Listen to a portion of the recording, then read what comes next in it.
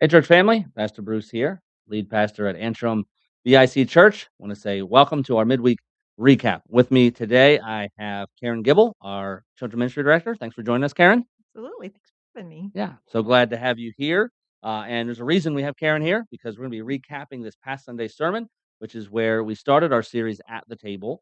And in that, we got to talk about how we as Antrim are going to engage with our disabled community, those with special needs. And Karen has been a huge instrumental part of that ministry getting started and um, birthing this idea of in his image, which we'll talk about in just a little bit.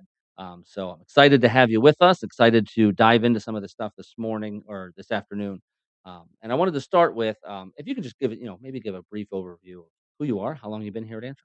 Yeah, Karen Gibble. As far as how long I've attended here, my whole life, probably since I say my whole life since childhood, but about 7, probably age 6 or 7, I started coming here. So you've been here about 20 years Oh now. yeah, right.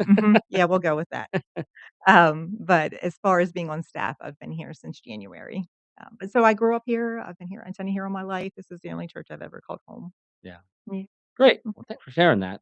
Sure. I know that in His image, this ministry to those folks in our community that have disabilities or special needs is not something that's brand new. Richard mentioned Sunday that this was an idea that was been stirring in you for several months at least, Mhm. and I'm sure this passion goes back beyond that. But what first placed disability ministry on your heart, and how did that stirring develop into what we have now? This in His image. Yeah, I'll actually, it's a great question. Thank you. And it actually goes back several years ago to when my son was dating a young lady who had a heart and a mission and a Mm. passion for this community. And vocationally, it's where she spent her college years. And afterwards, she worked in the space. And in an effort to get to know her and a desire to get to know her better, um, I would engage with her on the topic, and so she is now my daughter-in-law, I'm happy to say, and I have to credit her, she's been a mentor to me about this and really,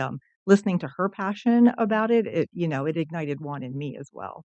Yeah. Yeah, so, that is really where it started several years ago, even before they were married, and, as far as, I guess in the fall, I started feeling the call to come on staff here. We had an open position with our children's ministry director, and I had been in the corporate world for over 20 years. And it was a big change when I started feeling like this is what I was supposed to do. So I took probably 2.5 months to pray about what really God wanted from me in this role. And one of the things that he made very clear was a special needs, you know, reaching out and an actual ministry for our community and our church members that were in this space. And with that being said, it could easily be um, naturally think that it's a ministry just for children, but I've Mhm. never felt that. I've never thought that these are 2 separate things, at least in my heart. Mhm.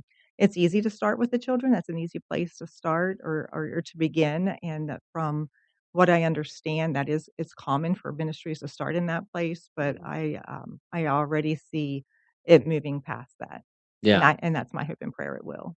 And Yeah. I think we talked about that a little bit on Sunday, Yeah. how this is where we're starting. Our Mhm. focus is gonna be primarily in the children's area Mhm. first, because I Mhm. think someone was asking me about that Sunday, and I said, "Well, I think it makes sense because, uh, a some of the adults that are in that situation, they've learned a little bit more of how to cope with their disability, and our children, they don't have those skills yet, and so it makes sense to start with them and help them assimilate into the community here. But I agree. I think the desire has to be that this doesn't uh, ever exist as like an add-on ministry to what we do Mhm. here, and Mhm. as if it's just to deal with the problem, like I talked about on Sunday. But it's really like how do we minister best to everyone who walks through our doors, and yeah. So the focus may start with the children, and because you lead our children's ministry, you have seen needs that much of the congregation may never notice Yeah. because they're not down there. What barriers can make church difficult for children with disabilities and their families? Like, what have Yeah. you seen? And I guess kind of why, as of what we're talking about right now, why are we focusing on the children? Like, what are those barriers that we're trying Mhm. to Sure. engage? The first one that comes to mind when you ask me that question would be the social barriers. An individual with special needs may look a little bit different. They may respond differently to their surroundings or to a conversation or to their peers.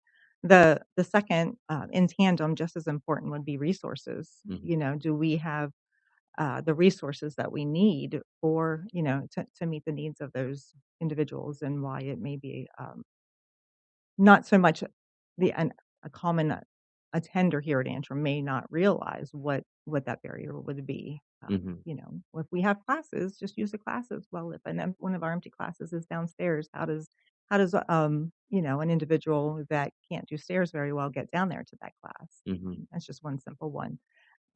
But as far as beyond that, the social one that I referenced, how do they engage with their peers? How does a Sunday school teacher teach a class if there is one of the children in the classroom just can't quite engage in the same manner as the rest of them? Do you just ignore that individual and their needs because of the sake of the other, 8 children that may be in the room? Well, mm, we don't want that. Their needs are just as important. It's just how do we meet those needs, and what resources do we need to be able to meet those needs, mhm. just to ensure that the gospel is presented to all of the children in a manner that they can, receive and understand. Yeah, I Yeah. know we were talking about all the scriptures that were kind of flying around in our heads about this. Right. Well, when you talk about that, clearly, Jesus telling us how, the good shepherd leaves the 99 and goes toward the one. I mean, he's really highlighting the needs at times of Yeah. individuals over the group. And I think this is a clear area where that's true. Now, I think, really that's geared towards salvation, that parable. But I think it also flows into this to say, well, you have 99 kids who know how to socialize and can engage with the group, and you have the one, well, they're worth the effort. They absolutely It's worth the are. effort to go and Absolutely. figure out, how do I disciple this child, and put Mhm. more effort maybe into discipling this one child, um, because they're worth it. And I think Jesus makes that clear. Yes. So, if there is a family that's affected by disability that they're watching or listening to this, wondering whether Antrim could really be a safe and supportive church. Maybe they've Mhm. tried churches in the past and they've been burned, or I don't know about you, but I've already heard from multiple people this week of Mhm. like, oh man, I was not met with kindness when this was addressed. I think even one of the ladies from Johnny and Friends. Indicated that, Yeah. Sarah indicated she wasn't met with kindness, Mhm. or empathy when she brought it to her leadership in her church. And so, if there's somebody out there who's watching this and they're wondering, is Antrim going to be that safe and supportive church home? What would you want them to hear from our leadership, from us? Yeah. Yeah. If that we want to be that place for you. It is our heart to be that place for you. Are we going to have it all figured out right away? We're not. Mm, Unfortunately, I can tell you that um, I have, because it is now I'll even use the word burden on my heart to, mhm, it might not be I'm not educated, I'm not trained in that area at all, so I have stepped into that space with individuals that are clearly, they either they have a child with special needs in an effort to just move forward and not backwards, because so often, if we don't know what to do, so often we don't do anything at all, mhm, and that's just because we don't wanna say the wrong thing, we don't wanna do the wrong thing, and I've stepped forward and said the wrong thing and done the wrong thing, and so I think that, it is our heart and our desire for us to be a safe place. Are we always going to get it right? We may need some grace until we get there, especially here at the beginning. But I as I've talked with different individuals, I sense a barrier at first, and I think it could be from church hurt. That no, we're fine. We don't need anything. We're okay. And we so I know myself and others on our leadership team, we so desperately want to serve and we want to be in your space and to help you to ease the burden that you may be carrying, just to give you rest.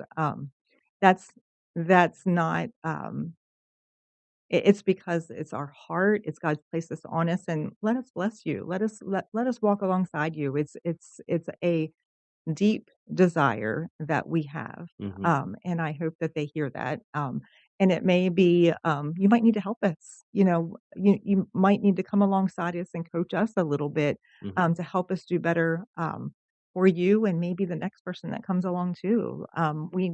Because I don't have any training in this space yet, I welcome and I long for someone to help me with that, and so, um, all of that to say, if we aren't it is our desire to create that safe place. It's our heart, and I'm full force ahead ensuring that we get there. Yeah. Yeah. I think, I said Sunday, and I believe this, that invitation without preparation is Yeah. just good intentions, and I Yeah. think we've made that commitment. We're gonna move beyond good intentions now. Mhm. We Mhm. wanna be prepared, and so I would say, if there's somebody out there that, maybe you've not met, friendliness or accommodating spaces in the past, like Karen said, I can't say we're gonna get it all right, but there's a commitment on our part to get it right. So, we don't wanna put the burden on your shoulders to say, "Okay, it's your job to come and help us figure it out." We wanna just bless you, but in the midst of that, if there's a suggestion, if there's, a way of like, "Hey, I noticed this just, for reference, my child Mhm. deals with this and this set them off, or this, Um, this made it difficult. And we don't realize those things, that will help us tremendously absolutely. to adjust if we can, Mhm. to make those shifts in the way that we engage each person. So yeah, so we would say welcome. Come on over. Antrim, Mhm. we have some amazing, loving people, as you heard Richard talk about. Even without in his image, even without training, our people have loved well those who are in our midst that have had disabilities at times. And I'm sure we haven't got it all right. I'm sure we've messed it up. But I know we have a group of loving people. I was met with so many people coming out of the church on Sunday. Were just so joyful that we were talking about this and we were moving in this direction. And people that don't, from what I know, that don't personally have any connection with disability in their Mhm. family, but they have a heart for the church. They Mhm. have a heart for those who aren't aren't in a church on Sunday mornings because they don't know where a safe place would be. So we would love to be that for you. So Mhm. come on out. Let me tag onto that, Bruce. Yeah. I feel like Antrim, one of the things that we do well is that we love and support those around us. I think Richard even alluded, he's been here 8 or 9 years and he has two adult children with special needs. And he would say that we have loved well over them. With that being said, I think it's our nature, it's our culture here at Antrim and to support well. So I hope I didn't give the wrong impression to your answer that as far as we just never we have not had a formal ministry. Hmm. Just, I think we've done it as we've had the opportunity, but we wanna do more than that and make sure we are a safe place for everyone. Hmm. Uh, and I think that just aligns so well with our culture that we have here already. Yeah. Well, I would Yeah. say, yeah, I think you would agree. We've had a lot of good intentions, and Yeah, those have that's resulted true. in Good way to good put it. things. I Mhm. don't want to slam good intentions because for a lot of times, like that's better than having no intention. Yeah. There was good intentions to love those who came in, but now I think we're saying, let's step into the place where we also prepare Yes. and we prepare well. I think we were prepared in the loving, uh, I would say compassionate side of things, Mhm. Mhm. but adding some training to that, adding some skill sets, and so, Johnny and friends being able to partner with us.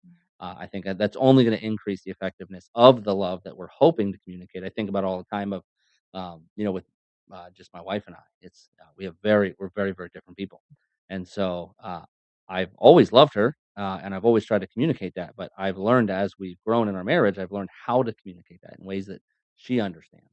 And I think that's similar to I haven't necessarily grown in love. I think I have grown in love as I've been married. That's deepened, I would say. Mhm. But my ability to communicate it has also grown because I've understood her and I've had training. We do stuff for our marriage. We read books and go to seminars and all this stuff. And I'm always learning of how I can prepare better to love well, and I think that's where we're at as a church is to say, yeah, you know what, let's add some preparation to this and some training and some Absolutely. intentionality, and yeah. So we heard Sunday that disability ministry should be about discipleship. I believe that firmly to my core. Not It's not about babysitting that at Mhm. all. So, what is the difference from your perspective of between the two, and how will that distinction shape the ministry that we provide? Yeah, that's a great question. When you think of a babysitter, you hire someone to come in and you take care of your children while you go out for the evening or such, and you want them to be safe and you Hmm. want them to be cared for. And certainly we want to do that be that place. But even beyond that, we want to um, create a place where the child or individual, whether it's a child or an adult, can truly be discipled, where they've never heard the gospel in a way that they can understand, Hmm. and or in a setting that they felt there may be a lot going on and it might have been presented, but never in a way that they were able to truly grasp it. Hmm. So, um, as far as, discipling, we versus babysitting, we want to build relationships with those individuals and allow them to receive the gospel and, present it in a way that is real to them and that Mhm. they're able to grasp, the amazing, gift that God has for us if we just open our hearts and receive it. Yeah. Yeah. Yeah, I'd agree. When I think of babysitting, I think keep them alive. Right, You know, survival mode, the yeah, bar is very low. I don't come yes. home and grill them, my kids, on like, "What'd you learn?" And, how'd you get Right. closer to Jesus in that time? And, to me, that's what we're talking about, is not just putting those with disabilities or special needs in a place where they're not distracting anybody. Like, that's not at all No, the conversation we're having. no, It is, mm-mm, how do we include them? It's the opposite. It's how do we include them more into our community in ways that help them grow and help them walk with Jesus. Just because someone may be nonverbal doesn't mean they don't understand the gospel. Doesn't mean that they're not grasping the truths and theological things. And there's a lot of stuff going on there. And like, so how do we minister to that? How do we engage that? But also, I mean, I loved Sarah's story about the kid, yeah, with the tablets, and man, it's just such a great uh, focus on how to not view something or someone as a problem, but to see an opportunity in the midst of that. And so, I hope that we can have testimonies in a similar way, that we found ways that those in our midst that maybe they've never felt like they had a place of service because they don't think they have anything to offer. It's our job, I think, to help them figure that out, of how they can be a part of the kingdom advancing. and what And are their gifts and how yeah. can they serve? And because they have gifts to Mhm. offer others that they do, and, Absolutely. let's disciple them, learn what those gifts are, how can it just enrich the body here? So we want to disciple them, but also give them an opportunity to serve others, Mhm. um, because that's how we're designed, and that's what God's created us to be. Yeah. Yeah, Mhm, I mean, we talked about it. I mhm, I I believe it. This is not a ministry to them. This is correct, ministry with them. correct. And so, I love that that's the direction we're going with this. And Um, so one last question. Some people may care deeply about this ministry, but may feel unqualified or afraid of saying or doing the wrong thing. I know I'm really good at saying or doing the wrong thing. What would you say to someone who's feeling this tug, feeling like, man, I really want to be a part of this, but and what kind of training and support will volunteers receive if someone says, okay, I'm going to say yes to Jesus because I can tell he's pulling me here, but I have no idea what I'm doing. I don't have any experience with special needs. I just have a heart for people, and this seems to be where God's directing Yeah, well, that category is me. me. That's exactly where I fit. Like I've already mentioned, I really don't have any training, but I have a heart uh, for the space. And so we are, come to our interest meeting. We're having an interest meeting on September 13th where we will talk about the ministry and what we hope to accomplish with it. Again, a little bit more detail than what we were able to get into on Sunday. And, what are the gifts that you have that you do feel comfortable using? And, well, there will be a place, and of course, as we've already indicated, we're partnering with Johnny and Friends, and they're going to provide support and training to us. So we are not forging ahead on our own, but we have partnered with that ministry, and they've been amazing already. We've had several meetings with them over the past couple months, even preparing for this, and they are dedicated to assisting us in whatever manner that we need and ensuring that we are equipped. So it's okay if you don't know how you will serve and in what capacity, but if you have a heart for it, come join us on September 13th, and we'll partner together on what that's going to look like for all of us. Yeah, Yeah, yeah. I think kind of back to what we were talking about a little bit before, is we've done a pretty decent job of this just by loving well. we And have. so I would tell someone, like, if you have a heart for this and you feel like God's pulling you toward this, um, you have Christ in you. You have Mhm. a desire to love people. I mean, that's a huge part of this. The rest of the training we can work with, and thankfully, at least the uh, individuals that I've known that fit this category, that have been special needs and things like that. They've been very gracious for me, sticking my foot in my mouth, or not doing or saying the right thing, and not knowing what do I do in this situation. I think about, just while we're talking about this, I've never told you this, but when I was back in college, I was part of a drama worship team, and Okay. we would travel around to summer camps in the summer, and we would do like a week at a camp, and we would do dramas, and I was the speaker, sometimes they had their own speaker, and So we would do that for 6 weeks during the summer, and there was a camp. I can't remember the name of the camp now, but it's out near Lancaster, and we got there, and the camp director, I don't know, somehow, he identified me as one of the most mature, males that was there. So he must have been crazy, but he asked me if I would be willing to take a couple of the kids that had some special needs, and I was like, "Sure, absolutely." I've always had a heart for kids that were kind of on the outside because that was me, and one of them was autistic and mostly nonverbal, but he had a couple episodes during the week, and just trying to deal with that in a mature way as a 21-year-old, not really knowing what I'm doing, what I'm saying. I'm sure I messed it all up, but I can tell you, like, one of my favorite camp memories of all time was at the end of the week. You do all these. I forget exactly what the service was, but you kind of, I think it was kind of sharing like what the week was about, like what God did, like what your takeaways from the camp was, and he got up, and this kid with autism got up and didn't hear him say much all week, and he like all I can remember him saying is Bruce is my friend, and it was just like, That oh is man, sweet. that was it. I was just Mhm. like, everything was worth it, and it was a tough week, but Ah, it was just so worth it to hear, like, I made a difference in his life, like I loved him well, and so if I can do that, you are more than qualified. And that's what I just encourage you with is you will be blessed by mhm, engaging in this.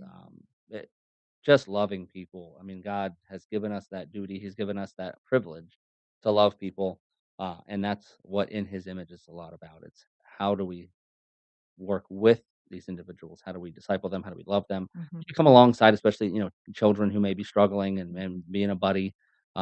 So I guess the question I have, kind of bouncing off the same question I just asked you, what if someone says, "Man, I really have a heart for this, but September 13th is going to work for me." yeah, absolutely. Get in touch with us. Let us know.